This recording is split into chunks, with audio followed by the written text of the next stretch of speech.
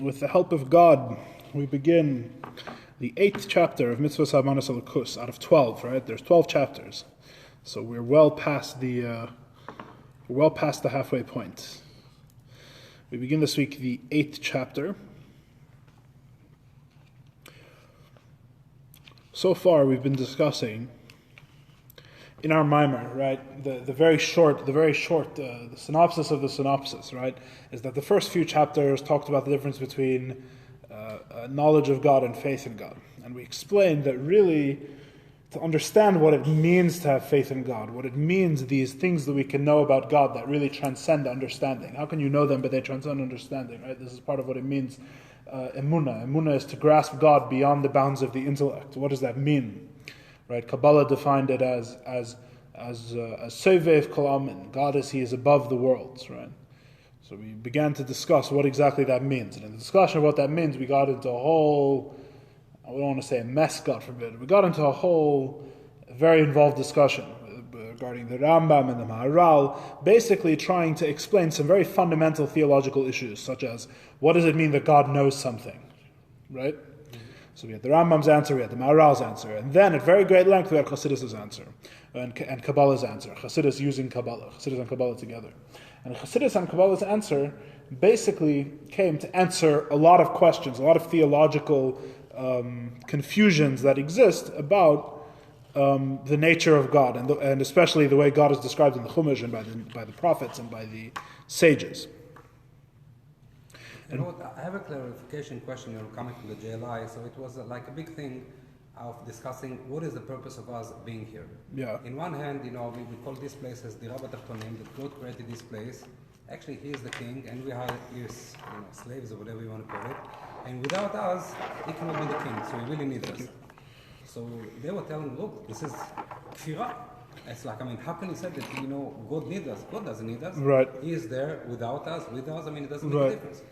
It's here for us, so we can work out and appreciate. So how does it work together? It's like in one hand, you are allowed to say that, on the other hand, you are not allowed to say that. What is it sounds like you went to Manis Friedman's lecture. You went to Manis Friedman's lecture? Could be. It's his favorite thing. It's his favorite thing to talk about, at least recently.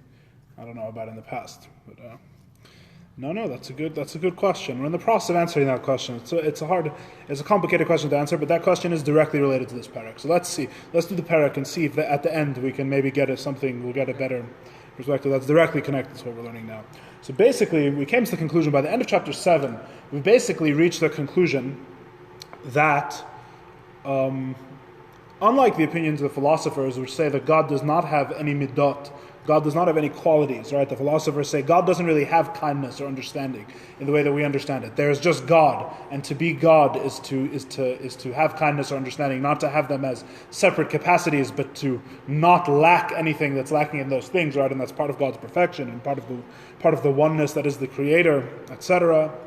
Rather than that, we have a Chassidus' answer, which is that on the contrary, God actually does love, know, and have a relationship with the creation. There is actually something called God's love. There's not just God. There is actually something called God's love and God's severity and God's knowledge. And these things exist in what we call the Sfirot of Atzilus, the highest spiritual world that is totally united with God and is an expression of God, godliness, which is neither God nor the creation. There you have basically an expression of God that is connected to and is limited and has a relationship with the creation, and also is infinite and has a relationship with the Creator. And in this way, you have a God who's able to love or to react with severity, to punish, right? We described at one point, or to know. We described in a different chapter, right? The creation, and yet remain unchanged. We have these two things together. We have God Himself does not change, because everything that takes place only within His light, only within His expression. Right? And then on the other hand, what is it that creates and is invested in this godliness? What's invested in God's knowledge and in God's love and in God's punishment is God Himself. So you have a relationship with God Himself, and yet God Himself is not affected. And that's basically the accomplishment of the Spheres. Chapter 8 goes further. Chapter 8, we're getting into In one sense, you could say that's all the theory of how this works, right? It's still going to be very theoretical. You may not notice the difference. Chassidus speaking practically is still several orders above what we may consider speaking practically. But in a sense, this chapter is a little more practical, because what this chapter is basically we go further and we're discussing, okay, but what is really the relationship between God and man? How does God relate to us through these spheres and yet remain unchanged? Does that mean he really relates to us? That's basically the direction that we're going in this chapter. And we hope to shed light more on the relationship between God and the world as we've described it as happening through the spheres. But without further ado, the beginning of chapter 8 in the English is top of page 235. We're going left to right. Okay, Perek Ches, chapter 8. Achar shenis bayer be'ezras Hashem, after we explained with God's help, beprakim akedmim, in the previous chapters, how the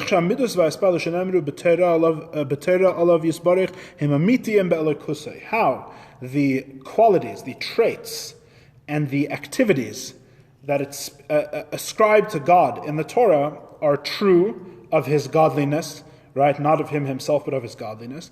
And nevertheless, in his very essence, he does not change, and he does not act, he is not affected at all in his very essence. Because all of his qualities and actions are emanated through the tzimtzum, are emanated through a contraction. There's a separation. He himself, at his essence, is not invested within his qualities or his changes. His essence is not there. It is only an expression of him. And thereby, by explaining that there's this concept called godliness, that he's able to express himself in such a way that it does not affect his essence, what we call light, right? We had a whole section where we were describing the nature of light, what it means there's a godly light, and that such an emanation does not affect him, and yet is controlled by him, right, as you'll remember. We spoke about this at great length. Through this, we remove the question of the complaint of the philosophers. We address the philosopher's question. The philosopher's question with regards to God having character traits. What does it mean that God is wise or God is loving, right? Hine, behold, he translates, nonetheless, we still have one little thing left to explain in all of this. V'hu, and it is, the question of the philosophers that we have just said we've answered, right, with regards to the activities and the traits of God that are said about God,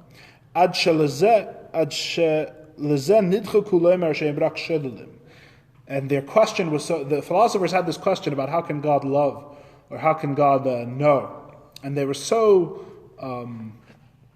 nidchaku, they were pushed, they were pressured by this question. This question was so powerful that they were forced to say that these traits are only negative traits. These are only what's called apophatic theology. I'm not sure if that's how it's pronounced. That's the word. That's the term in English. They say these terms are only negative. These terms are negations. When we say God is loving, we don't mean that God actually loves, right? We say, this is in the philosophical point of view, we say that he's not missing anything that's of the quality of love, right? This is what the Rambam meant when he said the knower, the knowledge, and the known, right? It's not that he's actually a being of intellect per se. It's not really that he's the knower. It's that he's lacking anything which he's lacking ignorance, right? It's not that he's all knowing, it's that he's completely lacking in ignorance. So we can only say negative things. We can only say what he's not. We can't say what he is. But the Torah says that God is wise, so how do they deal with that? That the Torah speaks in the language of man, now on the top of page 234, going left to right, yes? You're with me? The Torah speaks in the language of man, Kanal Perek, as we said before in chapter 7, that this is basically their solution. They're unable to say that when the Torah says God is wise, it actually means God is wise. They have to resort to saying he is not ignorant, and that the Torah merely speaking in a language that's easier for human beings to understand. Right? Yes? Yeah. Mm-hmm. He based dvarim. So their question with regards to all of this that they had to solve by saying that we can only know negative things about God, there are two aspects to their question. Echad al etzem hispilus ji shinui. The first question is on the very concept of activity, of action, which is a change. And you're not able to say that God changes, may he be blessed. For the two reasons mentioned above, which is, if you'll recall, number one, that he cannot change in time, right? He can't at one time be kind and at a later time be angry, right, or punish people. And the second was that even if he's always kind, the very trait, the very nature of a trait implies multiplicity that he has. There's him and his kindness. This implies some kind of system. It implies that God has parts. All of this does not work. It doesn't make sense. It's not logical. So that was the first part of the question, was the very fact that God has any activity, that God changes, and not just changes in time, but that there's, so to speak, is comprised of parts even, is what they mean. That's all the first part of their question. How is any of that possible? Beis, in the second part of the question, Gam im naniach kush yazu, even if we put aside, we let rest that first question. Good evening. And we say that the activity doesn't really cause change, right? In other words, put that aside. Say that none of these things really cause change in God. Even if you put aside that question we just asked, that first part of the question, adayin kasha, there's still a difficulty. Ki mehechan yiyeh hahispilus. From where can there be this action? In other words, what is causing this action within God? It makes sense with regards to a person where there is something else that exists commensurate to him, on his level, that can act upon him, and he will feel mercy or anger towards them. But with regards to God, may he be blessed, and nothing outside of whom there is nothing. From whom should he be moved with joy or with anger, because everything is from him? So again, the question of the philosophers is really twofold, and we've only answered the first question of the philosophers. The question is really twofold. The first question of the philosophers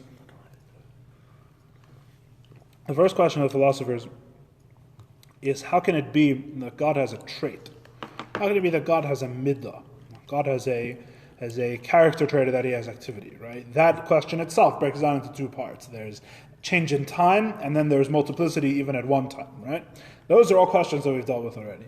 The second question requires more explanation. The second question is, even if you want to say that there is no contradiction, that God can have an activity without really changing, which is basically what we have said, that is Chassidus and Kabbalah's conclusion, that God is able to actively love with a love that is not totally one with him. There is actually something called God's love. There's a quality or a trait or an action called God's love, which is outside of him, and yet this doesn't change him at all, right? We're able to, even if you're able to square that difference, even if you're able to explain how that's possible, the question then becomes, what causes God to express love, right?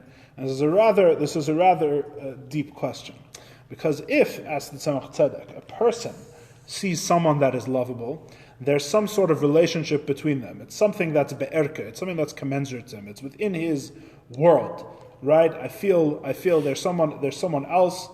And I feel a father to a son, right? There's a father to a son. There's a relationship there. They exist within the same universe. They exist within the same reality. It's understood how one can cause or inspire love from the other. One can cause a reaction in the other. With regards to God and the universe is completely incommensurate to God, right? The world, and so to speak, everything that is a creation, is completely incommensurate to him. And the question becomes, if nothing is really outside of him, right, which, as we've been explaining, only in some very subtle way that anything is really outside of God, some subtle and probably illusory fashion is something outside of God. So the question becomes, so what is this that God has an actual reaction to what takes place within the world? Right? In other words, if God himself is really at essence totally removed from everything, how is it that there is actually how is it that God reacts to a mitzvah with love, right? How can you say God appreciates it that we put on tefillin, for example, right? God appreciates it. So we said, this is the way it looks to us. It doesn't mean that it does something, but to us it looks like as if he appreciates it. That's already a potential answer, right? That's a potential answer. But it says specifically that he loves you. No, but it's also a problem, because even if it looks to us, that means something changed. Before it didn't look to us, now it does look to us, so there is a slight change. Sure. God wasn't expressing love before, and now he's expressing love. So what are we saying, really, in other words? It's not just that before and after we can explain, because it's not God himself that's really changing. It's the spheres that are changing, right? But the question really goes deeper. The question, the spheres are changing, is not satisfying, right? There's something not explained here. What is it about our action that the spheres should change? In other words, why is there, in what system are we really? If the spheres are really infinite and are really united with God, why should we be able to elicit love there, right? The question's really deeper. We'll discuss a little more maybe as we go on.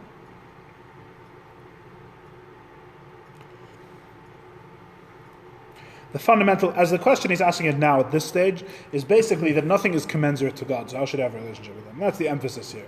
The emphasis is nothing exists within God's universe. What natural relationship is there between God and anything else? There isn't one, right? It's all something that he creates. What's the emotional response to that? How does this thing even far enough away that it elicits an emotional response? How is this thing even relevant enough that it elicits a response? This emotion exists all the time, and we commit something, Yeah. we get into the realm where these two things...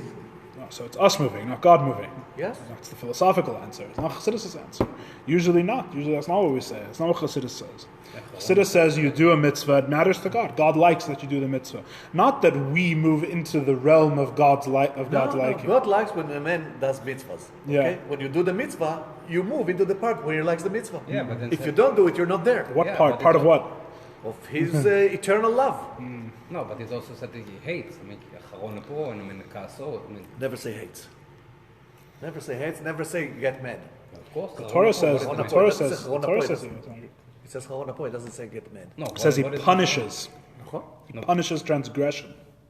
But what He is smites Chron Apoy? people. Chron Apoy's anger. He smote the Egyptians. There's no word that says ever in the Torah that God... Find out, right? That's really the question. The question is what relationship does the actual physical world have? Even with the spheres, not really so clear, right? Okay, you have the metaphorical fact, right? You have the fact that everything comes from a combination of the spheres at a great remove and through many tzimtzumim. But what's this so to speak this emotional relationship? What does it mean? You put on tefillin and you affect something in the world of Atzilus, in general, right? And God Himself. Yeah. V'hinei.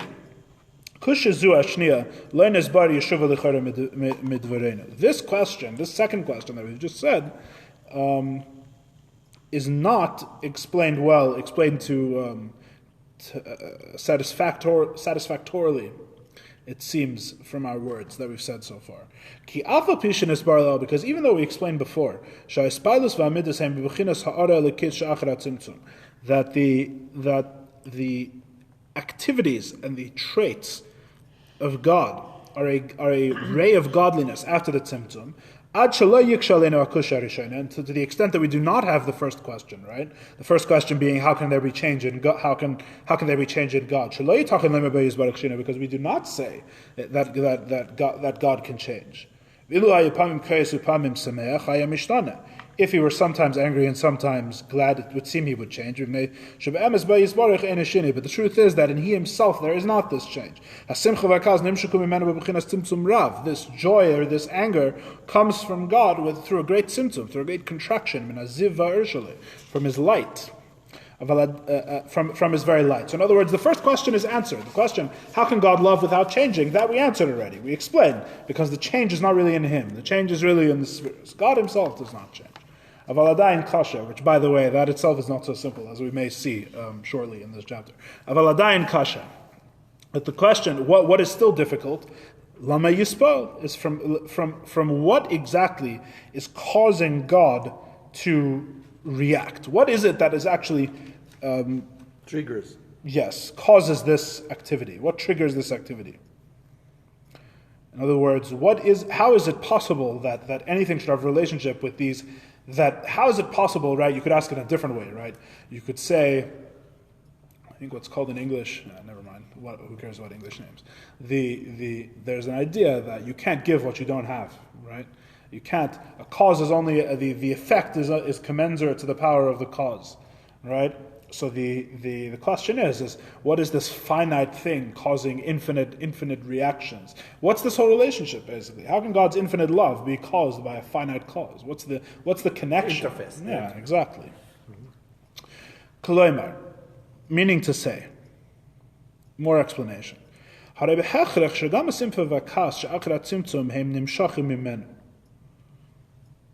going to say even deeper. He's not going to say in terms of infinite and infinitude. He's going to say in terms of distance from the Creator. Let's see how he says it.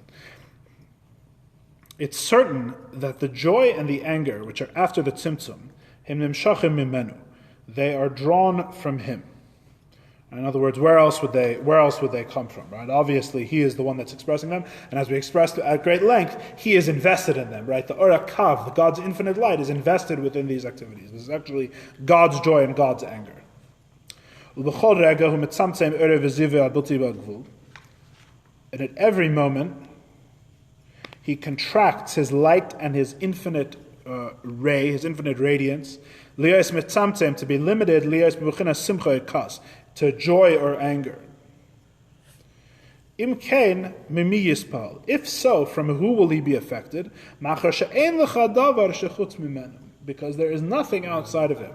In other words, it goes even deeper. The truth is that it's not just what's infinite. One thing is infinitely removed from another. The truth is more that the creation is an effect of this very act of the reaction. In other words, there's almost a circular thing taking place, right? From what is the world? Well, as we've been explained, the world is created through the 10 spheres in the world of Atzilus, right? The 10 spheres in the world of Atzilus are also his anger and his joy, for example, right, and the other traits as well. But you have what are his anger and his joy? They're also only the 10 spheres of Atzilus. So at what point is something separate from God such that there is a relationship that something could cause God to be joyous or angry? Right, and the answer is that there's nothing separate enough, right? At what point is there a separate being such that God has a relationship with it? There is the spheres which create the world, and there's the spheres which are a reaction to the world, and both of them are completely united with him and come from him, and he's invested with them with his infinite light. So what exactly is the relationship? What causes the joy or the anger? On the contrary, it's closer to say, it seems almost, that the joy and the anger cause the world more than the world causes him to be angry or joyous, right? In other words, it seems that we need more explanation. How does this work? However, the truth is, the answer of this matter, will also be explained and understood to a careful thinker, someone who thinks well, with the same words that we said before with regards to the tzimtzum, with regards to the contraction of God's light. What we said about the tzimtzum answers this question as well, if we think about it. V'hu, what do we mean? We already said that in God's very essence there is no activity, there's no motion, right? There's nothing changes. He's not angry and he's not happy. God transcends and is above all of these qualities.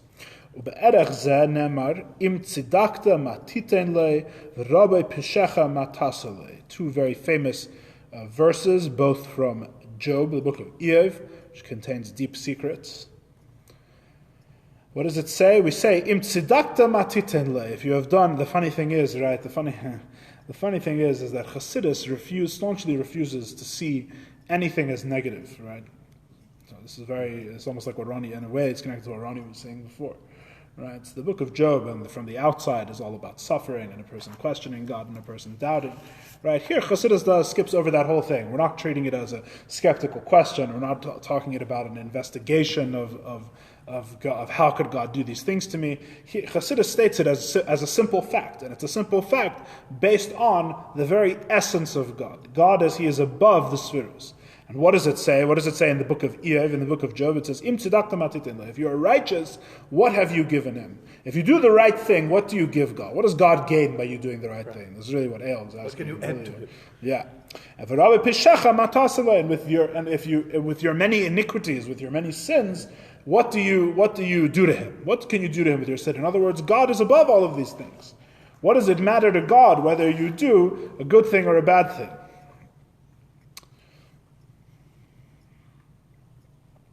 What does it matter if you do a mitzvah or an avera to God? All right. So the truth is, and this is a truth in some ways subject to change. So stick around. But what he's saying right now, what Tzemach Tzedek is saying right now, is that the essence of God is the place where these claims come from. These claims are true claims. The fact that the mitzvahs don't matter to God and that averas don't matter to God is true. We're saying right now. I'm not talking about true with a capital T for everything, because it's complicated. We're only beginning this matter. Because it's not true. What? Because it's not true. What's not true? I mean, God is really getting mad on us if we don't do the right thing. Tzemach Tzedek is saying that in God's very essence, God is above joy or anger or a response to these things. But look at the golden calf. I mean, every sin that was made, it's like, there wasn't reaction. The Tzemach Tzedek is saying right now that the God in his essence is above any joy or anger or response to these things. He transcends these things. That's why you have psukim in Iyov which say that if you do good, it doesn't make a difference. If you do bad, it doesn't make a difference. At one level, at least, these things are true. At one level, God is above these things. So Tzemach Tzedek is saying right now. I can't answer for all of Judaism right now. This is what Tzemach Tzedek is saying right now. God in his essence, like I said, stick around. It's the whole thing. We're at the beginning. It's a good question to have. It's a good question. God in his very essence is above these things. God is she'ena mitzvahs averos tefsim makim klal, because mitzvahs and averos, following the commandments or transgressing the commandments, are not tefis makim. It's a very hard term to translate. They take up no space. They have no relevance. They're not relevant to God in any way. They have no clout. They have no metaphysical relevance, right? It's hard to translate tefis makim. It's very. It takes place. Yeah, it's idiomatic. It doesn't work as good in English. In Israel, in Hebrew, it's much stronger. They're not tefis makim. It's like they don't take up space. They're nothing. There's no room for them. That he himself should be moved or affected by them. Yeah, footnote 7 says, see later in the text, where the Tzedek says the opposite. We'll get there. Gam be'erka lo yitachen ha'hispilus. Indeed, Gam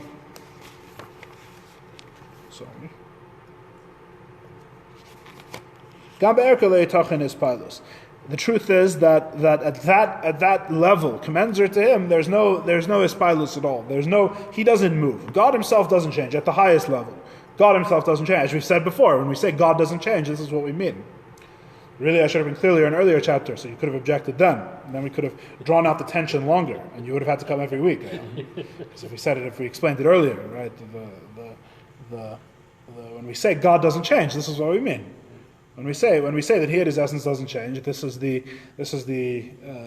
practical ramification. The practical ramification is that at some level, at His essence, none of these things are be'erech at all. Anything that does change is not relevant.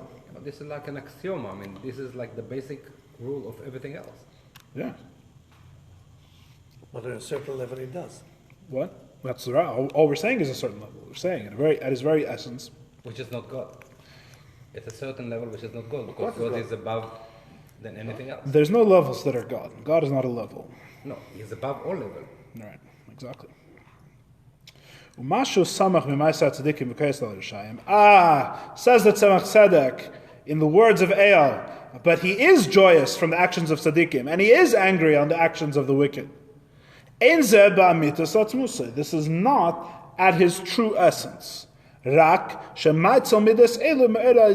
is only that he emanates these midas from his light through the tzimtzum.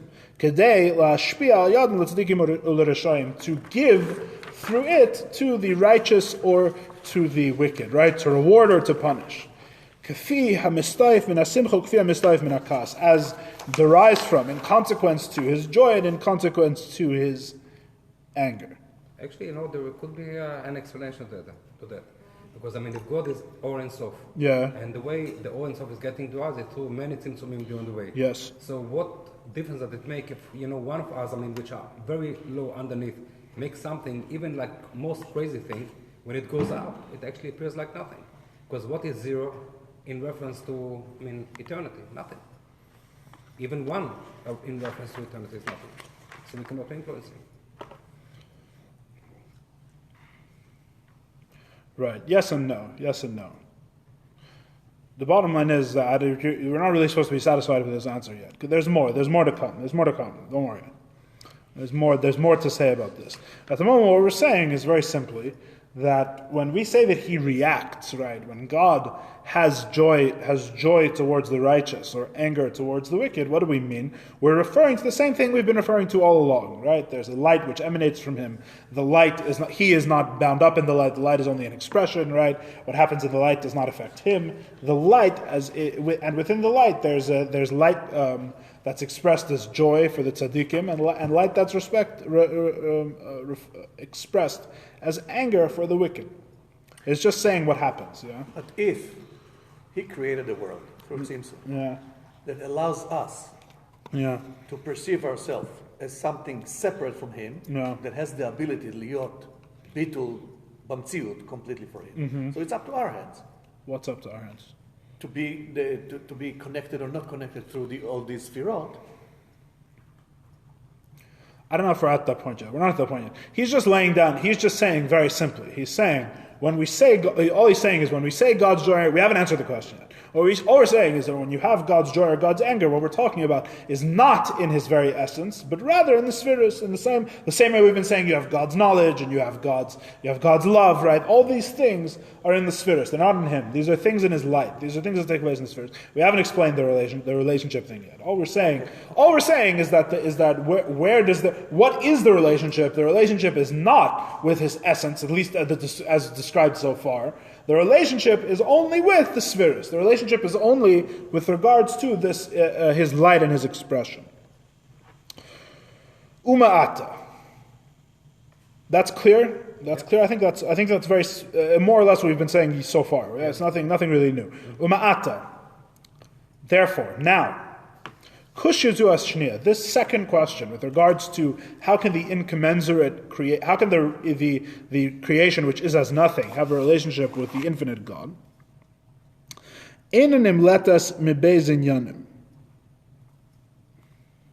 will only be resolved. Will only nimletas. Will only Escape.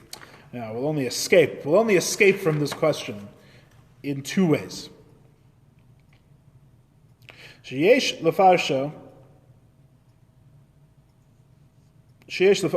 so there's two ways that we can answer this question. Now, with that prefacing remark, there's two ways we can answer the question with regards to the incommensurate creation and the Creator.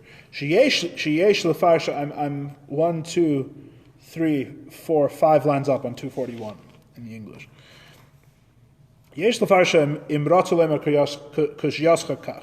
We can explain it if you wish to understand the question this way, right? Which demonstrates a general principle as known to anyone who learns Torah, right? That often it's the question you ask, right? Shalas chacham chetzi tshuva, right? The question of a wise man is half an answer, right? It depends what you mean by the question that Tzemach Tzedek is saying. If you want to explain the question in the following way, so then we answer one way, right? As follows. If the question is as follows, how is God able to be affected from the actions of the tzaddikim and the rishayim, of the righteous and the wicked? That this one should affect him with joy, and this one should cause anger. Since in his very essence the creations do not have any, they don't take up space, the creations are irrelevant, right? His essence is beyond any of the, as we just said, his essence does not change, it's beyond any of the creations. And therefore, how can he be affected? Who is causing him to be joyous, or who is causing him to be angry if in his essence he is above the world? Chuvascha b'tzidcha. your answer with regards to this question, if your question is, how is it that God is affected in one way by the actions of the righteous and in a different way by the actions of the wicked, if he himself transcends the world and is truly infinite, if that's the question, the answer is, we would agree, in truth, before his very essence, the creation does not take up any space. You're right, in other words. The first thing we tell you is you're right, if that's what you're asking. At his very essence, the world is not relevant. Ubetelim b'metzias mamish. They are actually totally nullified. There's no betelim b'metzias, right? Should we talk briefly about how much time do we have? Let's do a word on betelim b'metzias, right? There's two betelim, betelim tziyut and betelim Who's saying the word? You or me? Sorry. There's two types of bittul. There's bittul ayesh and bittul b'metzias. There's actually more, but these two come in a pair. There's lots of concepts in Chassidus which come in a pair. Like you have right. We did Orva Shefa, right? We did light and how did we translate it? Light and influence, I think we translated it. Light and influence. You have Or and Shefa, they come in a pair.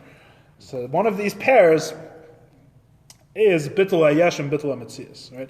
Bittul is nullification, the extent to which something is nothing, right? But when we say nothing in Chassidus, we always mean nullified before God, because there is really there's no nothing, right? There's only God and godliness. There's no real nothing.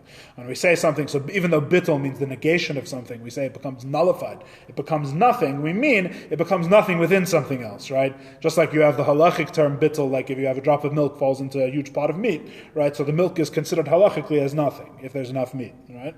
So that's the type of bittul we mean. We mean nullified within something, nullified to become as something else, to cease having independent existence, right? And then there's two types. There's b'metzias and hayesh. There's bittul b'metzias and bittul hayesh. Bittul b'metzias, bittul hayesh. Bittul hayesh is the lower one. Bittul b'metzias is the higher. Let me translate them. Bittul hayesh is the negation of independence. Yesh is very hard to translate into English. Yesh means you have something. Something is, right? It's very interesting that there's no real word in Hebrew for is so much, right? Yesh means to have. It's a possessive. Yesh means exists. Yeah. It's a possessive. There is. I'm not sure. There is to me. Right. There is. Yeshli. And what's the difference with Metziut? Metziut is also no. Yesh is an independent existence. Metzias is any form. And Metzias is really a separate essence. Is really what it is. And Metzias also means a being. A yesh is independence. In Chassidus anyway. A yesh is an independence, whereas a metzias is having a separate essence. So there's bittul at the two levels. First is bittul hayesh, which is the lower one, and bittul b'metzias is the higher one. Bittul hayesh is when we say, for example, we look at the world, and we say, the table is godly. Right? We can contemplate, you can do with anything in the world, right? We contemplate and we say that this table has its root in godliness. Really, the only thing there's many different ways you could explain this, but one of the ways you could say is, really the table is sustained by godliness at every moment. And so what is it? So what is it really? It's utterly dependent on God. And since it's utterly dependent on God, how much of an independent existence does the table have? It doesn't, right? It's like a baby in the womb, right? It's connected by its umbilical cord. It's a dependent existence. What is nullified? The independence. The independence of the thing is nullified, right? Everything is dependent, and the truth is that everything is dependent on God, and dependent on the spiritual worlds and its spiritual source, which in turn is dependent on God. Everything in the world is so. So if we understand that extent to which it's batul, we say it's bittul hayesh. We negate the independence of the thing. Similarly, we have the ava b'chol levavcha, right? As described in Shema, in a person you have the love with both of your hearts. There's also a level in bittul hayesh where the person realizes that their source is in God, they need God to live, and basically their worldly existence comes from and is dependent on God entirely, right? Some people spend their whole lives on B'chol Avavcha. Some people don't know there's a level higher than B'chol Avavcha. People who are very God-fearing, right? That obviously they know in Shema there's three levels, but I'm saying conceptually they don't know that there's something higher than Bittul Metzias. Bittul Metzias is that your whole life and everything in it is dependent on God in every way. That's Bittul Hayesh, the lower level. So I don't understand the difference between the two. I didn't say two. We're all on one. You said now. Oh, sorry, I made a mistake. Pardon me. That's all bittul hayesh. Pardon me. Slip of the tongue. That's all bittul hayesh. The higher form of bittul, which is the higher two avas that are in the Shema, the higher two forms of love, and also comes from a higher expression of godliness, is bittul b'metzias. Bittul b'metzias is when you look at the table and say, the table has no separate reality from God whatsoever. The table is only an expression of godliness. The table is not really a table, or the definition of the word table is a certain expression of godliness. It's different. It's not that the thing as it is dependent on God. It's that the thing as it is not really as it is. The thing is not independent in the first place. It's not that the table is a given, and now we're explaining how it's dependent on God. It's that God is a given, and we're now explaining how there can be a table. Right? It's different. It's the reverse. It's almost the reverse perspective in a way. It's a much higher level of bittul. There's no independent essence. The table has no separate existence or reality from God at all. All the table is an expression of God. That's bittul b'metzias. So the truth is that this is the relationship that everything has in connection to Atmos, in connection to God's very essence, the very essence of godliness. Nothing is really relevant. There's nothing there that's actually relevant to God, because God himself does not move, God himself does not change, and has no relationship with these things. And therefore, everything is batel b'metzias before him. In other words, there is no existence other than himself. At the very highest level. There is nothing that exists other than himself, and therefore, it's not that the actions of the tzaddikim or the actions of the Rishayim he chooses not to care. It's that there simply is, from that perspective, and from that place, there simply is nothing other than him that exists at all. Can you call the Metziut almost like the potential of something to be?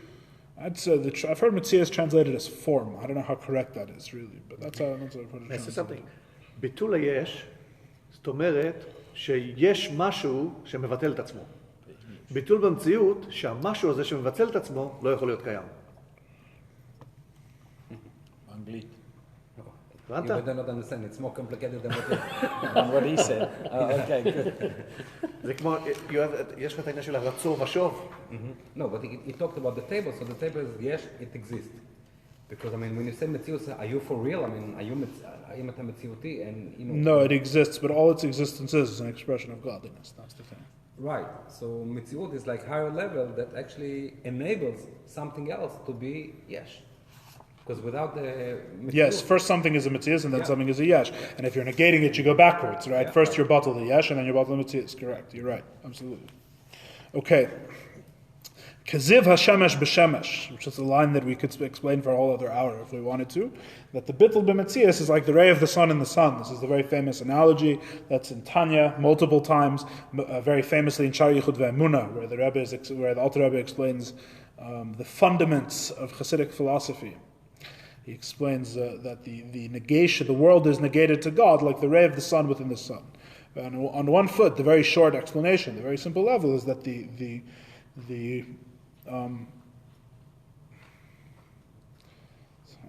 more I leave out of Shar Yichud Ve'emunah, the simpler it is. The ray of the sun is the ray of the sun that's outside of the sun. I'll just explain the metaphor without what the analogy means in Shar Yichud Ve'emunah, which is a very good thing to know. Maybe we'll learn that next. Maybe that'll be our next mimer. The ray of the sun within the sun, a ray of the sun outside of the sun, right, is in some sense, you could say, I'm making this up off the top of my head, but you could say in some sense it's maybe more like bittul yesh, because you have an actual ray that's going out of the sun to somewhere new, right? Say that the ray of light falls on the earth, right? So you have the sun and you have the ray. The ray is completely dependent on the sun, obviously, because light is completely dependent on its source. That's where it comes from. That's where it's emanated from. The light is completely dependent, but it's in a sense a separate existence that's dependent. But the ray of the sun that's within the sun is bittul b'metzias. It has no independent existence whatsoever. All there is the sun, right? Even though there is a ray inside of the sun, imagine how the ray as it emerges from the sun, you just work it back as it was when it was within the actual Koder HaShemesh, within the actual body of the sun, right? That ray does not exist as an independent entity whatsoever, but rather exists as part of the sun. You would never point up and say, look, there's a ray there in the sun. You say, look, there's the sun, right? That is its existence, right? And famous example that's brought when the Mashpiyim talk about Shar Yichud Ve'emunah, if you imagine taking away the sun suddenly, would the ray be left over? No, the ray wouldn't be left over. The ray would be gone, because the ray is totally part of the Metzius of the sun. A line is like, infinite dots. So when you see a line, you don't say, I'm seeing many dots. You see a line. That's the same thing. Maybe, yeah. There's batel b'metzias. It has no separate reality whatsoever. So this is what everything is like from the perspective of God's essence. It's the point of the highest point. God as He is unto Himself. The ray as it's within the sun does not, as I just explained, have its own name at all. No one says, "Oh, look, a ray." You say, "Look, the sun." Right? It's within the sun. When it's within the sun, it has no independent existence. It doesn't even have a name. As is explained in Shar Yichud Ve'emunah, the second part of Tanya, chapter 3. And in truth, He in His very essence is not moved by their actions at all. As we said before, with regards to the verses, if you're righteous, what would it do to him? And in your many sins, how do you affect him? Right? Sorry, if you're righteous, what do you give him? And in your many sins, how do you affect him?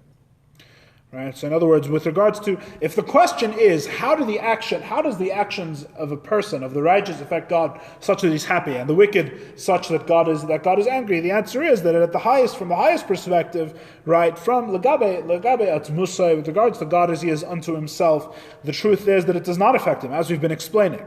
But with regards to the ray of godliness, which He shines, which shines from Him after the Tzimtzum canal, in other words, with regards to the spheres, with regards to God's light, as He creates the 10 sfirot, even though it is godly,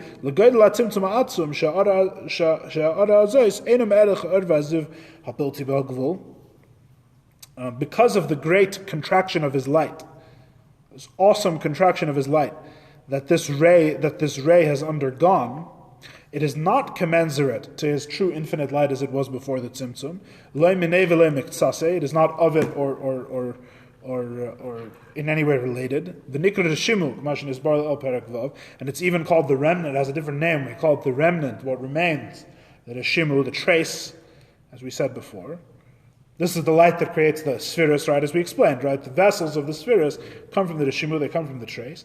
And this ray is what goes on to create the 10 spheres. Chabad Chagas, Chulu of Chabad Chagas Nehim, the 10 spheres. That's the acronym of the 10 spheres.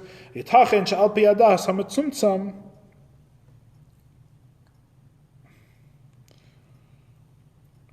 Yitachen she'al pi adas ha'metzumtzam. It is possible that based on this contracted knowledge of God, and referring to God's knowledge in the world of Atzilus, which, remember, is only called contracted in comparison to God's essence. In comparison to us, it's infinite. In comparison to God's essence, it's contracted and limited. There, the actions of the tzaddikim and the rishayim can actually affect Him. There, the actions of the righteous and the wicked can actually affect God. That He should react to this one with joy and this one with anger. In other words, what's our answer? If the Tzemach Tzedek says, if the question is, how is it that a tzaddik causes God to be happy and a rasha causes God to be angry? And they have caused different reactions in God. Isn't God beyond any change? The answer is God Himself in His essence is beyond change, but in His expression and in His light He's not beyond change. In other words, this is the sense in which our previous understanding answers the question. You say the same thing is true. God in His very essence is not affected by the actions of tzaddikim and rishayim, by the actions of the righteous and the wicked. It is only in the spheres, it is only in His light, it is only in His expression that there is this change. In the world of Atzilus, this contracted knowledge, that they're able to elicit this change. I'm on top of page 242 in the English. Because this knowledge, this godly knowledge in the world of Atzilus, through which God reacts, right? In other words, God knows, it all happens in the spheres, right? Let's say a person puts on tefillin, right? So the knowledge, where's the knowledge of the putting on tefillin? It's in the Chabad of the first 3 spheres of Atzilus, right? In God's knowledge. He knows that you put on the tefillin. And the reaction comes through the Chagas Nehim, right? The reaction that God, so to speak, the reaction, the emotional reaction, you could say, the joy or the anger, is expressed through either Chesed or Gevurah, right? Through one of the spheres. And there, with regards to this place, with regards to the world of Atzilus, hem teifsim ezem makim, a righteous person or a wicked person do take up space. Ad shekedai hem shetanuach aleim hakped v'akas simcha kafi ma'aseyim. To the extent that they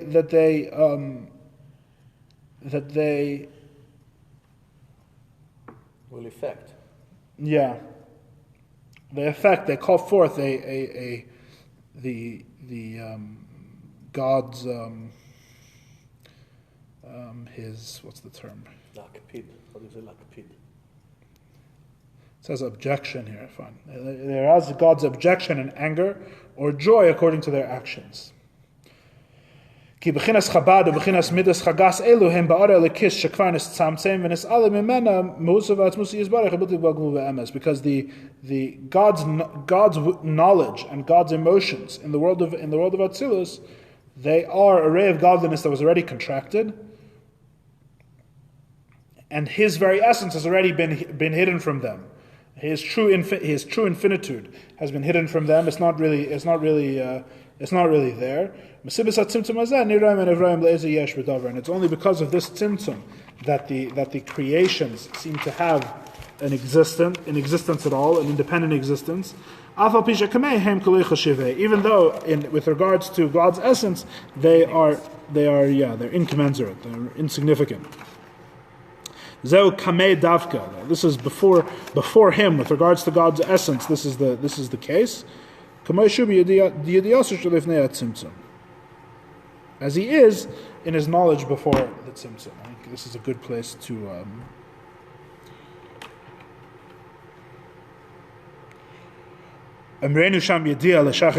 Just the parentheses.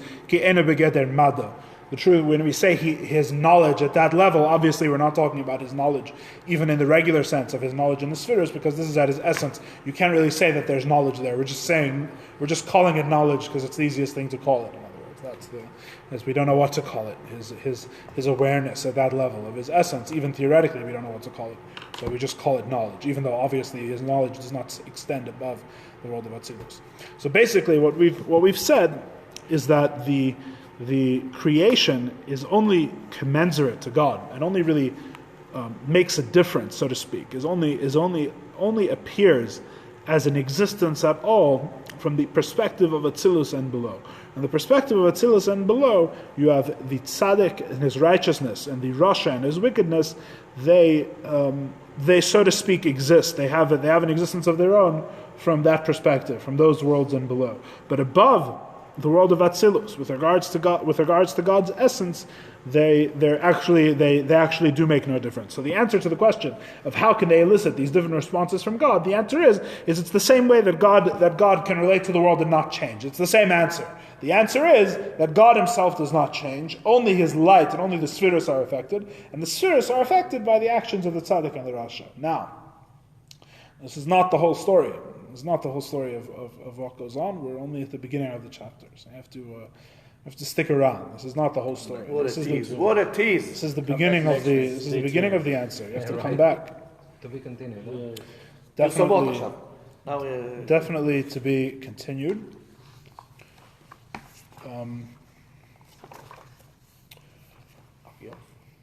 It's for this.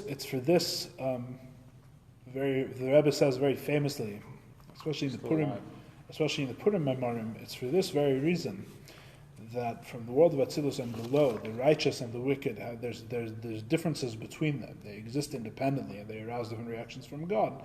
It's for this very reason that some of the traditional enemies of the Jewish people have attempted to destroy them through connecting to higher levels of godliness. For example, very famously, the reason why on Purim, Haman cast a lottery. He cast a gerel. He cast a lottery to decide when to destroy the Jews, is because any plan that he came up with using his intellect to choose a day, right, is already operating within the world. Is already operating within the world of Atzilus. But the whole notion of a gerel, the whole notion of a lottery, for reasons that it would take too long to explain now, but long story short, the lottery transcends. The whole notion of a lottery transcends reason, and in fact, it goes to the very highest levels. It goes to God's infinitude, where there's no difference between righteous and wicked. So there, where there's no difference between righteous and wicked, Haman thought that at that level I'll be able to destroy the Jewish people, because at that level there's no difference between Haman and Mordechai. Right? That was the whole thing. There's no difference between cursed is Haman and blessed is Mordechai at the level of Ein Sof. If you get beyond the worlds, if you get beyond reason, if you get beyond the actual way the world is created so that righteousness should be accomplished, and the Jews are on a mission from God in this world. So in a sense, the whole world is created and stacked in such a way that the Jews should win and always come out on top and cannot be destroyed. That's all within the world. So Haman thought that I'll go to Or Ein Sof where there's no difference between them. I'll use a lottery. I'll use a supra-rational, a means that transcends intellect, to destroy the Jewish people, and he thought that would be the trick, because there's no difference between blessed is Haman and Baruch Mordechai. But if you cursed is Haman and blessed is Mordechai. But if you come back, we learn more in the chapter, and we learn more in the Maimer, we'll see that Haman was not successful for a reason, because the notion that it's not all so simple. It's not all so simple that even in Or Ein Sof that the righteous and the wicked are the same. This isn't. It's not all so simple. Long story short, there's more to the story. Because he wanted to